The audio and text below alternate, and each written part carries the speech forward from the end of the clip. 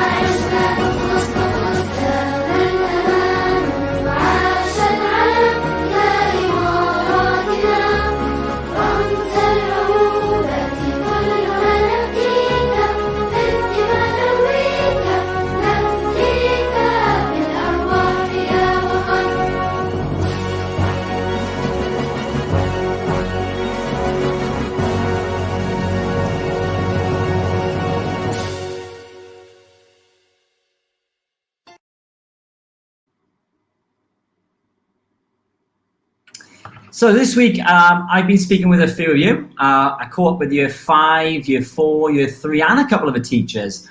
And a certain topic of discussion keeps popping up. A certain major sporting event gets talked about. I wonder if you know what I'm talking about. Yes, if you're thinking about the Tokyo Olympics, yes, you are correct. And I know Mr. Rothwell discussed it yesterday in his assembly about the Summer Olympics, and it happens every 4 years.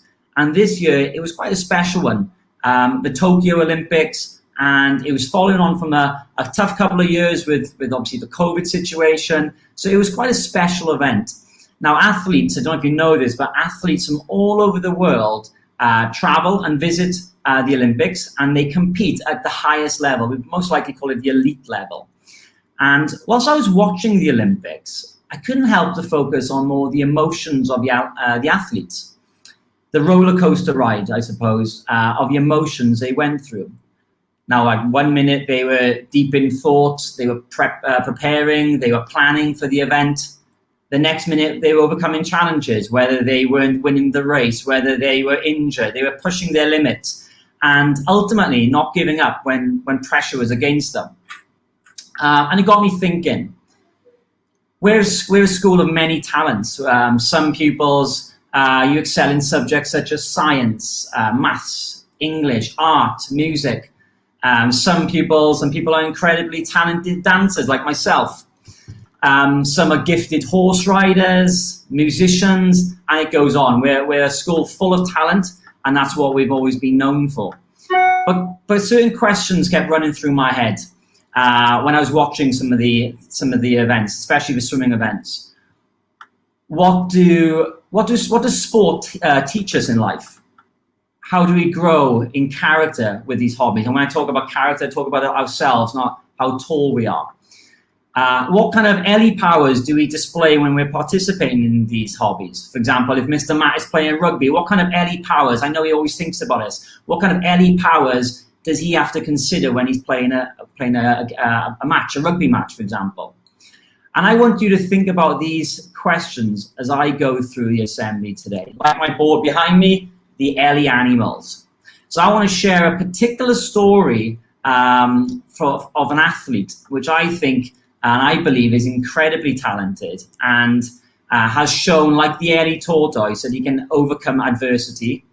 And like the Ellie owl, my owl's on the board there, how carefully he can plan and overcome things, okay, and to get to where he is. So Mr. Rothwell, can you put the first slide up for me, please?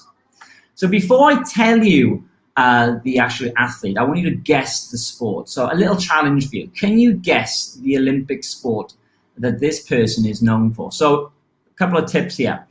You can, or hints, this person can travel up to 35 miles per hour. There are 6 different movements in this sport. The sport has been part of the Olympic program for 29 years, quite a long time. And there are 2 platforms for this sport, the 10-meter and the 3-meter. I wonder if you can put your hands up and tell your class teacher what sport it might be. Teachers, hopefully you've got some hands going up. Be interested to hear later if anyone got this right. Well, do you know what? I'm going to share it with you. Mr. Rothwell, next slide. And if you were thinking a diver, you're quite correct. Yeah. Can any of you recognize the athlete on this slide on the left-hand side of your screen? Well, if you're thinking Tom Daley, you are correct. Yeah, this is Tom Daley. And this man is one of the most talented divers in the world, and has, I believe, one of the most incredible stories as well. But his story to getting this gold medal in the Olympics this year wasn't always easy.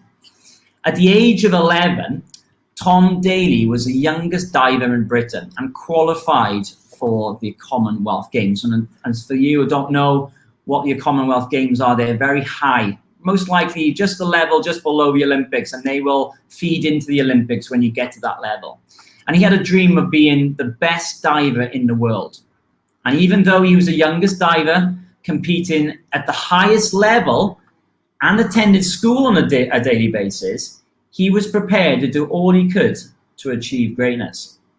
So shortly after, still at the age of 11, for the first time in years, Tom Daley lost the British Championships and was no longer recognised as being the best in his event, which is a 10-meter platform. Now, do you think he gave up on his dreams?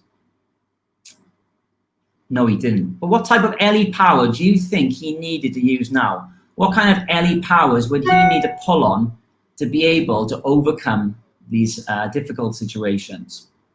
Now, he didn't give up, you're right. And testing his character, Tom showed, in my view, the Ellie tortoise and the Ellie owl, and challenged himself to succeed. And he definitely did. He kept pushing forward. And at the age of 14 now, in 2008, Tom and his diving partner received lots of negative publicity, but that didn't affect him. They carried on. He went on and secured seventh place in the Beijing 2008 Olympics. Of course, that is an incredible achievement. For myself or anyone, I'm sure, to think that they can actually get into the Olympics, and that highest elite level is an achievement in itself. But for Tom, he wanted the gold medal and felt disappointed with his placing in this Olympics. Again, I believe, like the Ellie Owl, he used his experience as a learning curve and prepared for the next Olympics, which was the 2012 London Olympics. Now in 2012, now we get to 2012, and now at the age of 18 years, Tom had a lot of media and fans watching him, wishing him all the best, and with his ultimate dream of gaining the gold medal in the London Olympics. Now it's a lot of pressure, a lot of media, family, friends, of course the fans in Britain and around the world watching Tom aim to get to this gold medal, which is what we wanted him to do for us as well, to represent our country. And now Tom was leading throughout the games, and he was actually in reaching distance of the gold medal. He was actually in first place until the last 3 dives he went wrong with. And he made a couple of errors. Of course, as like a human, you can make errors. And he fell back to 3rd place, and he gained a bronze medal. Now, bronze medal again is an incredible achievement, an amazing podium standing there, but he was bitterly disappointed. And his story doesn't end there. He knew that he had more to give, and he wanted to chase that gold medal. Now, he's done 3 Olympics now, remember, and he's still not giving up. He is ready to get that gold medal. In 2016, Tom was ready to retire from elite diving, but wanted that gold medal at the Rio Olympics. He realized it was going to be difficult, but sadly, due to strong performances from other countries like China, they're known for their diving, Tom didn't make the final and was left heartbroken, as he previously made in the London Olympics, the semi and the final, So showing his love for the sport, he carried on, and he was now even more determined. I wonder what kind of LE power he's showing. Can maybe you tell your teachers what type of LE power is he showing now? What LE animal is Tom Daley showing? Well, 3 Olympics later and countless championships, Tom Daley wasn't prepared to leave this sport. He loved so much and had been involved for so many years until he had that gold medal. And for his father, again, he believed falling short of what he had dreamed of was all part of life's plan, and he wanted to prove for his family and his fans and his friends that he could do this. I wonder if he made it. Well, after countless successful world championships leading up to the Tokyo 2021 Olympics, he and his teammate performed the most incredible dives and displayed the highest level of resilience. And guess what? What do you think he did, Victory Heights? He achieved his ultimate dream of getting the gold medal. He finally made it to where he wanted to get to. It wasn't easy.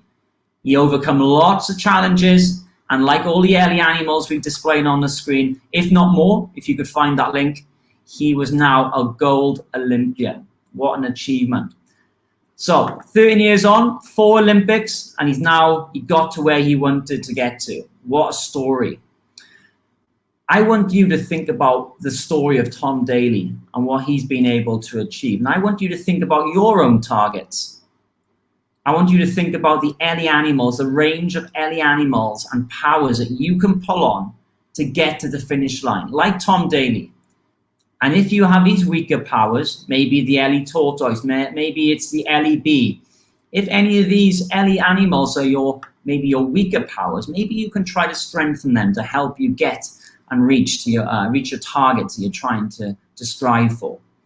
Well, I hope you enjoyed listening to Tom Daley's story, and it's inspired you. It definitely inspired me. I'm sure it's inspired lots of the teachers watching to reach your goals, because sometimes you might think they're impossible, but that's not the case. They just need a bit more effort, a bit more time, and a bit more resilience, and you'll definitely reach what you thought was impossible. Now, do you want to see the dive that Tom Daley and his partner put out on the Tokyo 2021 Olympics to help them gain and win the gold medal? Would you like to see that? Okay, let's see it. Mr. Rothwell, do you mind playing that video for me, please? Chips. And then it's just a waiting game to see what Russia can do.